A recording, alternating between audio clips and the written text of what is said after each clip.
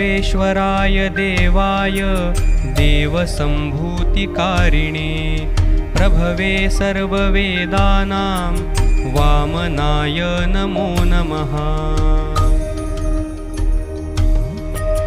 नमस्ते पद्मनाभाय नमस्ते जलशायिने प्रणमामि सदा भक्त्या बालवामनरूपिणे।